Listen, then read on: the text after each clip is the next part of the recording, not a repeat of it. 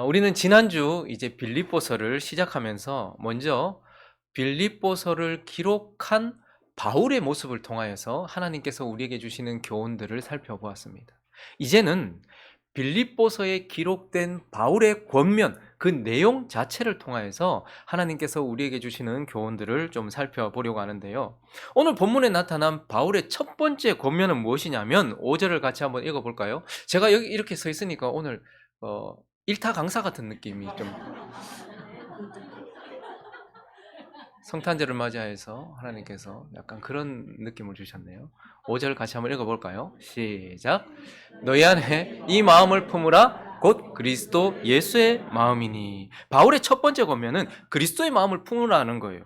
자, 그러면 그리스도의 마음을 품는다라는 것이 무엇인지 이어서 6절부터 8절까지 얘기해 주고 있는데, 그는 근본 하나님의 본체다. 그냥 하나님이시다. 그런데 하나님과 동등됨을 취할 것으로 여기지 아니하시고 오히려 자기를 비워 종의 형체를 가지사 사람과 같이 되셨다. 이 말은 그분이 자기에게 연연하지 않으셨다. 하나님이 사람이 되셨다. 이렇게 말하면서 그는 자기를 높이고 자기를 붙잡는 마음이 아니라 자기를 낮추셨고 오히려 종의 형체를 가지신 겸손한 마음을 가지셨다라고 말씀하시면서 8절은 사람의 모양으로 나타나서 자기를 낮추시고 죽기까지 복종하셨으니 곧 십자가에 죽으심이라. 그분의 순종에는 한계가 없었다. 한계 없는 순종으로 하나님께 드려졌다라고 말하면서 이 말씀을 한마디로 말한다면 자기를 부인하셨다, 이렇게 말하는 겁니다. 신이 피조물이 되셨고 하나님이 사람이 되셨습니다. 그리고 그분이 모든 것을 낮추시고 하나님께 복종하셨다라는 이 말은 그가 어떤 마음을 가지고 있었냐면 자기를 부인하는 마음이었다라는 거예요. 하나님이신 그분을 부인하시고 인간으로 이 땅에서 살아가셨습니다.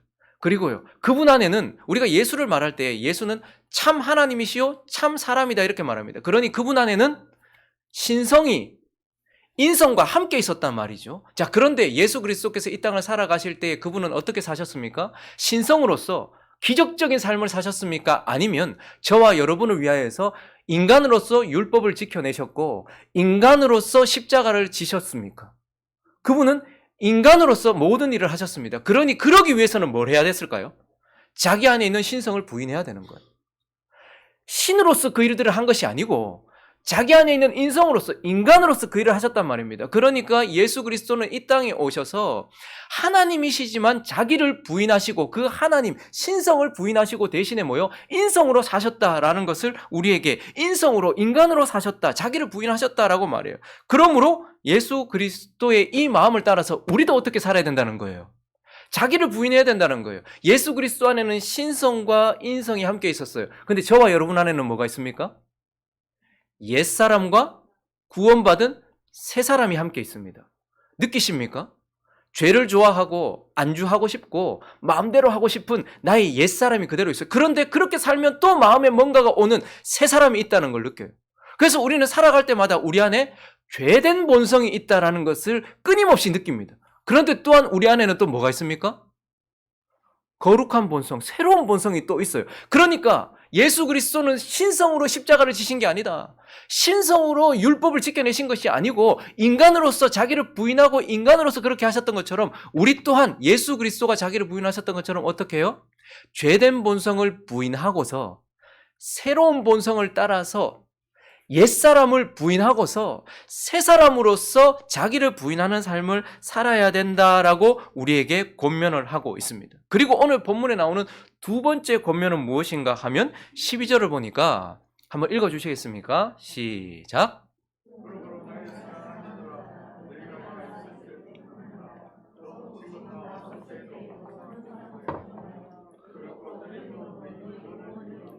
항상 복종하여 두렵고 떨림으로 너희 구원을 이루라, 이렇게 말해요.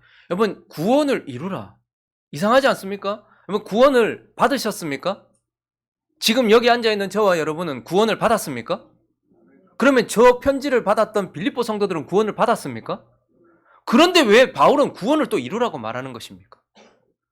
우리가 구원에 대해서 얘기할 때 그렇게 나눌 수는 없지만, 그러나 구원을 좀 더 쉽게 우리에게 와닿게 하기 위해서 구원을 세 요소로 신학적인 용어로 씁니다. 먼저는 칭의라고 말합니다.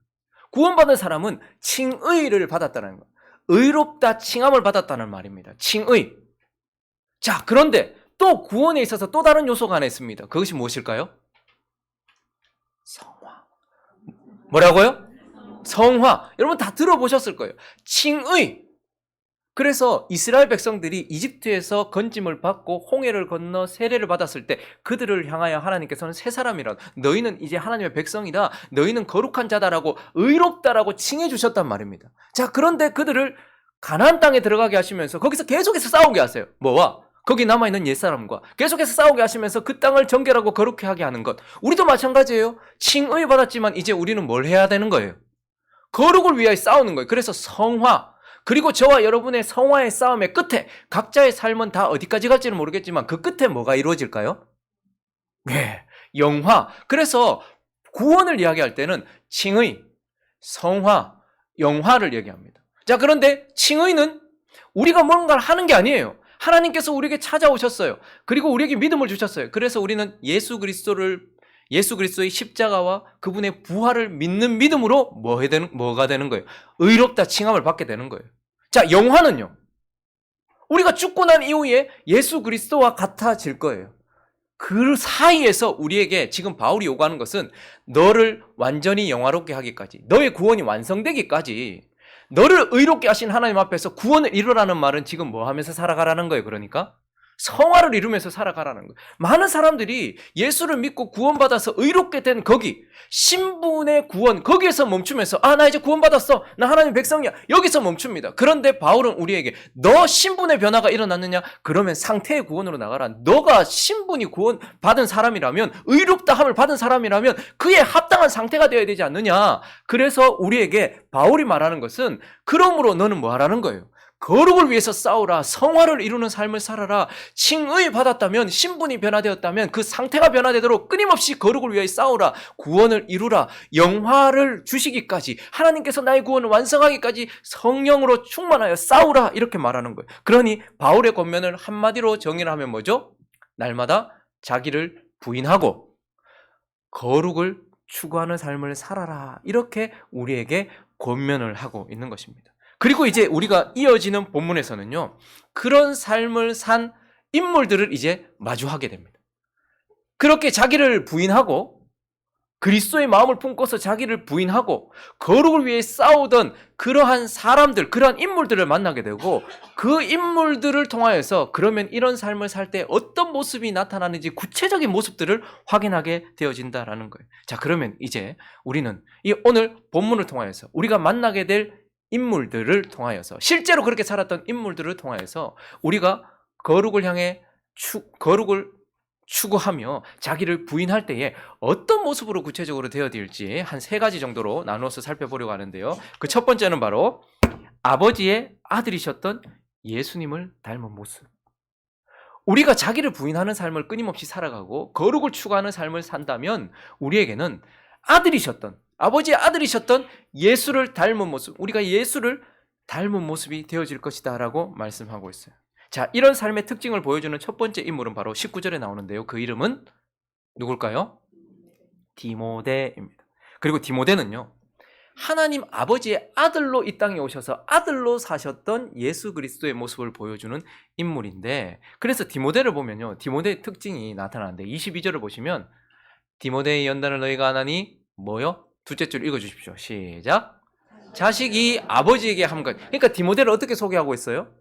바울의 자식으로 소개하고 있어요. 영적인 자식으로 소개하고 있어요. 그래서 디모데라는 인물은 어떤 인물인데, 그는 아버지 앞에 자식과 같은 인물이야, 바울 앞에 자식으로 살았던 인물이야, 이렇게 소개를 하고 있고, 또 한편 이 디모데는 어떤 인물인가? 22절을 다시 보시면요, 22절요, 디모데의 뭐를 안 하니?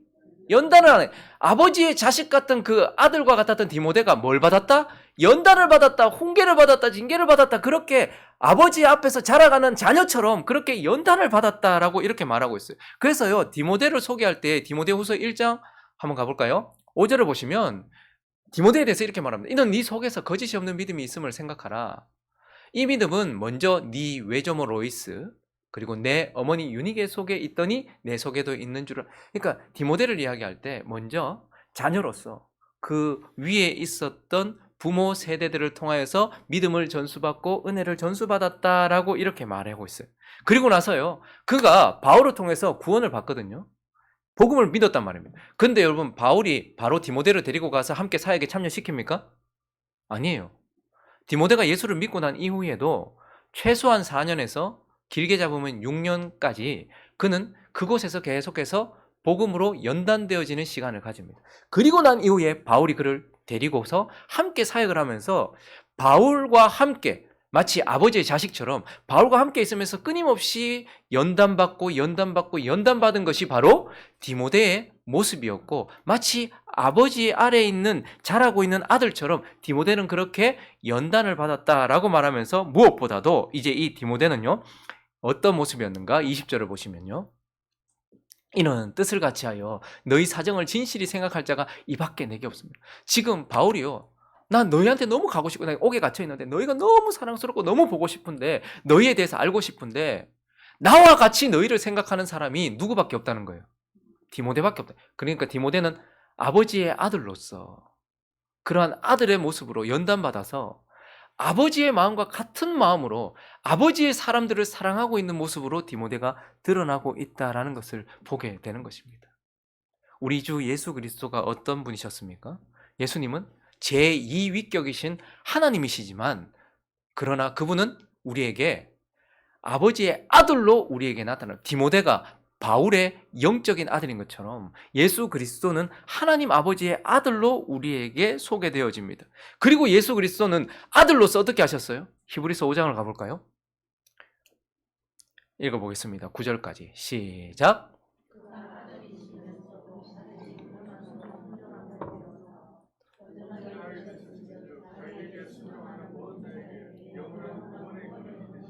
8절을 보시면 그가 아들이세요. 근데 마치 디모데가 바울에게 연단받고 배웠던 것처럼 그가 아들이면서도 받으신 고난으로 순종을 어떻게 해요?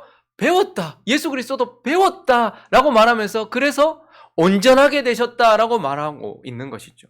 그래서 결국 예수 그리스도가 아버지의 아들이셨던 모습 가운데 가장 중요한 것은 아버지의 사람을 아버지와 같은 마음으로 사랑하고 있는 것. 그래서 요한복음 17장을 가보시면 그분이 십자가에 못 박히시기 전 하나님 아버지께 드렸던 마지막 대제사장으로서의 기도가 등장하고 있는데, 여기서 한번 보세요. 세상 중에서 내게 주신 사람들에게 내가 아버지의 이름을 나타내었나이다. 원래 내게 아니라는 거예요. 아버지의 사람들이, 마치 바울이 지금 빌립보 성도들을 매우 사랑하고 있는 것처럼, 그런데 지금 디모데가 어때요? 바울처럼 빌립보 성도들을 같은 마음으로 사랑하고 있는 것처럼 세상 중에 주신 이 사람들은 다 아버지 것인데, 근데 내가 아버지의 이름을 나타내었나이다. 그들은 아버지의 것이었는데 내게 주셨으며, 그래서 나도 같은 마음으로 아버지가 사랑하는 그 사람을 나도 사랑합니다. 그들은 아버지의 말씀을 지켰나이다.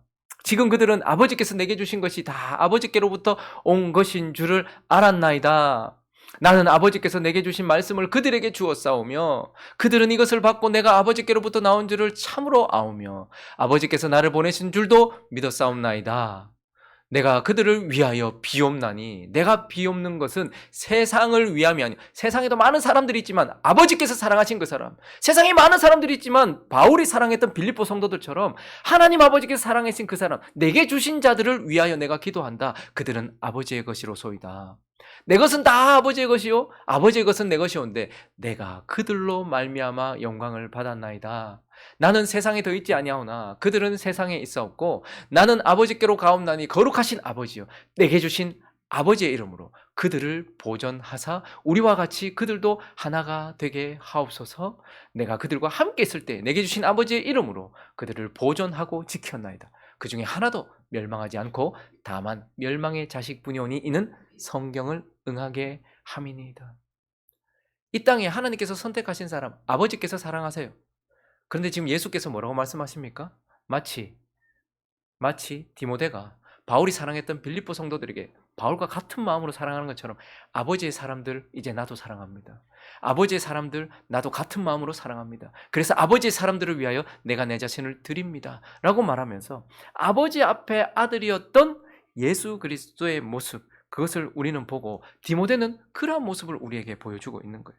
그래서 우리가 자신을 부인하고 거룩한 삶을 추구하며 살아갈 때에 우리에게 나타나는 모습은 바로 예수님 닮아가는. 근데 특별히 구체적으로 아버지의 아들이셨던 예수님의 모습을 닮아간다. 그래서 우리가 어떻게 내 성도들을 사랑하지?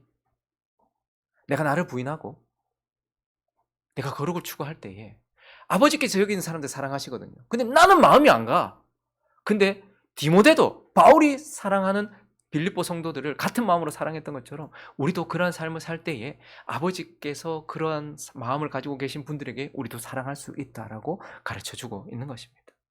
그리고 두 번째, 이러한 삶을 살아갈 때 나타나는 또 다른 모습, 그 특징은 바로 하나님께 보냄받으신 예수님을 닮은 모습. 하나님께 보냄을 받으신 예수님은 하나님의 아들로서 이 땅에 오셨지만 또한 하나님께서 보내신 사자로 이 땅에 오셨습니다. 그래서 우리가 나를 부인하고 거룩을 추구하며 살 때 우리는 예수를 닮아가는데 특별히 하나님께서 보내신 예수님, 보냄받은 자로서의 예수님의 모습을 닮아간다라고 말하고 있어요. 자, 이런 삶의 특징을 보여주는 두 번째 인물이 나오는데 그는 바로 25절에 나오는 뭘까요? 에바브로디도. 그러나 에바브로디도라고 말하면서 이러한 모습을 보여주었던 사람은 에바브로디도입니다. 자, 그래서 에바브로디도에 대해서 우리가 좀 살펴보면 에바브로디도를 셋째 줄에 마지막 뭐라고 표현하고 있습니까? 너희 사자로 내가 쓸 것을 돕는. 에바브로디도는 빌립보 성도들이 바울에게 보낸 뭐다? 사자다. 보냄받은 자라는 거예요. 에바브로디도는 그래서 빌립보 성도들이 바울을 좀 돌아보라고 보낸 사람이었다라고 이렇게 표현하고 있어요. 그리고요, 그래서 다시 한번 25절 읽어볼까요? 시작. 그러나 에바브로디도를 너희에게 보내는 것이 필요한 줄 생각하노니 그는 나의 형제요 함께 수고하고 함께 군사된 자다, 이렇게 표현하고 있어요. 자, 에바브로디도가 보냄을 받았어요. 그래서 어떤 모습이었냐 하니까 함께 형제 되었었다. 형제는 어떤 자들? 삶을 나누는 교제하는 자들이잖아요. 그리고 함께 수고했다. 헌신하는 자였다. 그리고 함께 군사되었다. 함께 싸우는 자였다. 이렇게 말하면서 에바브로디도는 보냄받은 자로서 함께 교제하고 우리를 위하여 헌신하고 그리고 함께 싸우는 자였다라고 이렇게 소개되고 있습니다. 거기다가 이제 그는 30절에 보면요. 읽어주시겠습니까? 시작.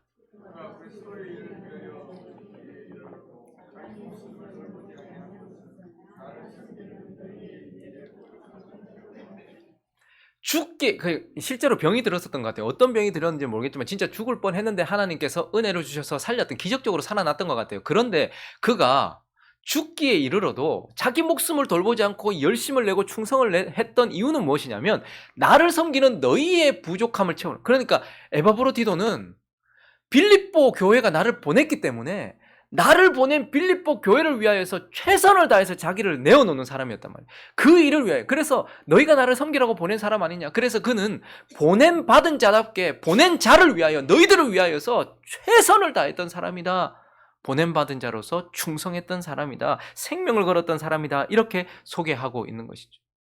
이 모습은 고스란히 예수를 닮아 있습니다. 예수도 지구에 들어오는 딱 한 가지 방식이 있습니다. 뭐죠? 신이라도 지구에 들어오는, 우리의 삶 속에 들어오는 딱 한 가지 방식은 우리가 이 땅에 올 때 어떻게 왔어요? 어머니의 태로부터 출생하는 거예요. 그래서 예수 그리스도도 우리 안에 오시기 위하여 어떤 방식으로? 출생하셔서 보냄을 받으셨어요. 그래서 그분은 하나님께 보냄받은 자로 이 땅에 오셨어요. 그리고 뭘 하셨습니까? 우리와 함께 교제하셨습니다. 함께 먹고 마시며 교제하셨고 그분은 우리를 섬겨주셨습니다.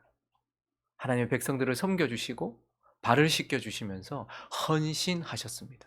자기의 모든 것들을 내어놓아 헌신하셨습니다. 그리고요, 우리의 죄를 사하기 위하여 싸우셨습니다. 십자가 위에서 싸우셨고 승리하셨다라고 말하고 있습니다. 그리고 무엇보다도 자기가 죽게 되어도 자기를 보내신 아버지의 영광과 자기를 보내신 아버지의 모든 뜻을 이루기 위하여서 보냄받은 자답게 최선을 다하고 충성을 다하고 생명을 다하여서 살았던 분, 그분이 바로 예수 그리스도고, 우리는 에바브로디도를 통하여서 예수님의 모습을 보게 되고 예수와 같아진 것을 보게 되는 것입니다. 그래서 우리가 나를 부인할 때에, 그리고 우리가 거룩을 추구하는 삶을 살아갈 때에 그때 우리 안에는 우리 또한 구원받고 우리의 각자의 삶으로 보냄받은 자로서 살아가게 됩니다.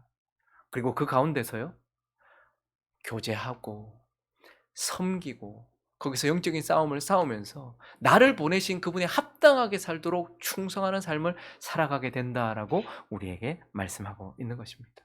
마지막으로 한 가지를 더 살펴볼까요? 오늘 이 빌립보서를 기록한 바울의 권면을 통하여서 또한 우리가 그러한 삶을 살아갈 때 나타나는 특징은 바로 모든 것을 내어주신 예수님의 모습을 닮아간다는 거예요. 예수님을, 우리가 다 예수님을 닮아요. 근데 지금 구체적인 모습들을 보고 있는 거예요. 그런 삶을 살았던 인물들을 통하여서. 자, 이런 삶의 특징을 보여주는 마지막 인물은 누굴까요? 디모데라는 이름이 나왔어요. 그리고 에바브로디도라는 이름이 나왔어요. 그리고 마지막 세 번째 인물은 누굴까요? 틀려도 되니까 한번 말씀해 주세요. 오늘 지금 분위기가 약간 학생과 선생님 이름 분위기. 자, 이분단 한번 얘기해 봐요. 누굴까? 네, 맞습니다. 바울이에요. 바울. 바울을 통해서 우리는 또한 이러한 모든 것을 내어주신 예수님의 모습을 보게 되는 것입니다. 자, 바울을 보시면 17절에요. 이런 고백을 하고 있습니다. 읽어볼까요? 시작. 만일 너희 믿음의 재물과 섬김 위에 내가 나를 전제로 드릴지라도 나는 기뻐. 너희가 나에게 모든 것을 주고 내가 많은 것을 누리면 나는 기뻐하고 또 기뻐할 거다. 이렇게 말해야 정상인데 그는 너희 믿음의 재물, 그러니까 그들의 삶, 빌립보 성도들의 믿음의 삶과 그들의 헌신 위에 내가 뭐로 드릴지라도 전제, 이전 성경 버전은 관제, 저거는 제사 지낼 때 가장 마지막에 하는 행위로서 포도주와 같은 술을 하나님께 부어드림으로써 그 제사를 완성시키는 것을 말해요. 그러니까 앞에서 아무리 헌신하고 봉사하고 해도 전제로 부어지지 않으면 그 제사는 끝난 것도 아니고 그 제사는 받음직한 것도 되지 못하다라는 거예요. 그런데 바울이 지금 너희의 헌신과 너희의 믿음의 재물, 섬김 이 모든 것 위에 이제 마지막 전제가 필요한데 그것이 내가 된다 할지라도 어떻게 해요? 나는 기뻐하고 기뻐할 것이다 말하면서 나는 너희를 위하여 나 자신 전부를 내어놓는다라고. 전제는 완전히 부어져서 끝내는 거거든요. 그러니까 순교를 의미하는 겁니다.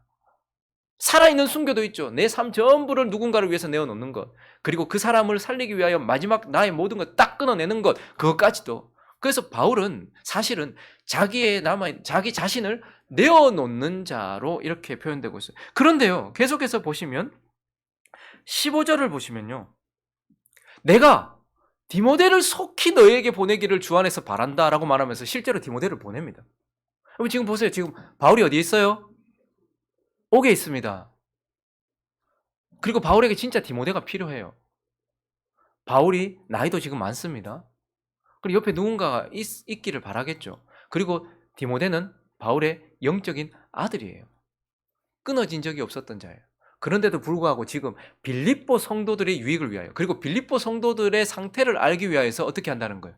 디모데도 내어놓는다라는 거예요. 자기에게 가장 소중한 것을 지금 바울이 내어놓고 있는 거예요. 네 삶에 지금 제일 소중한 게 뭔데? 지금 네가 가장 필요한 게 뭔데? 디모데. 그런데 뭐요? 바울은 빌립보 성도들을 위하여 디모데도 내어놓는다라고 말하고 있어요. 그것만입니까? 25절을 보시면요. 읽어볼까요? 시작. 그러나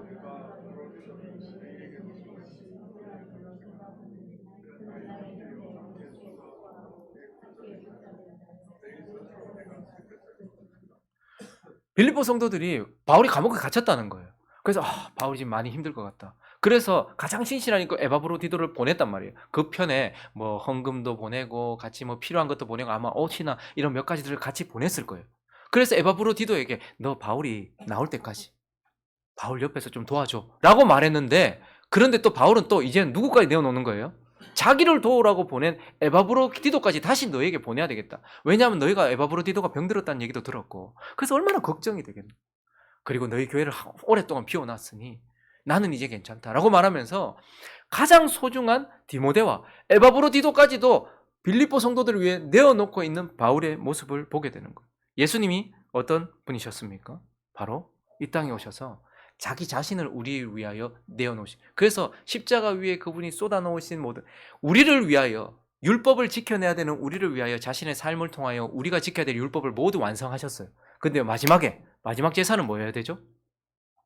자기를 전제처럼 물과 피를 다 쏟아서 이 십자가의 제사를 마무리하시는데 자기를 다 내어놓으신 분. 그래서 가장 소중한 것, 자기의 생명, 자기의 피, 물 한 방울 남기지 않고 우리를 위하여 다 쏟아놓으신 예수 그리스도. 그리고 그분은 또 우리에게 뭘 보내셨습니까? 가장 중요한 것, 그분이 우리에게 보내신 건 뭐예요? 성령을 보내시는 분. 그래서 우리는 예수 그리스도의 모습을 닮은 바울, 그리고 바울을 통해 예수 그리스도를 보면서 우리 또한 이러한 자기를 부인하는 삶을 살고, 그리고 그렇게 거룩을 추구할 때에 우리에게도 이러한 모습이 드러나야 되고 우리도 이러한 모습으로 변화될 것이다 라고 우리에게 가르쳐 주고 있는 것입니다. 말씀을 정리하겠습니다. 여러분, 저와 여러분은 오늘 바울의 권면을 들어야 합니다. 그리스도인이란 언제나 자기 자신을 부인하는 자여야 합니다. 저와 여러분의 삶은 오늘 바울이 말했던 것처럼 특별한 사람에게만 주어진 것이 아니라 오늘 저와 여러분에게 동일하게 말씀하고 있는 이 권면, 자기를 부인하는 삶을 살아라. 그리스도의 마음을 품어라. 그리고요, 그 자리에 머물러 있지 말아라.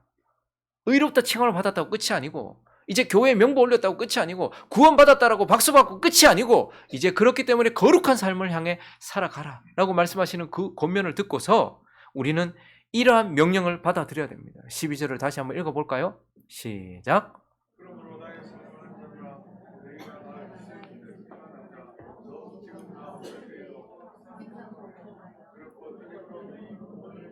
예수의 음성으로 들으시기 바랍니다. 예수가 이 땅에 계셨더라도, 혹은 나 없을 때 예수가 지금 저기 계시니 지금 없더라도 너희는 어떻게 해요? 두렵고 떨림으로 뭐하라? 너희 구원을 이루라. 너 자신을 부인하고 거룩을 추구해라. 거룩을 이루어라. 성화를 이루어라. 이렇게 말씀하고 있어요. 그런데 여기서 우리는 사명 하나 받았네 가 아니고 반드시 알아야 될 교훈이 있습니다.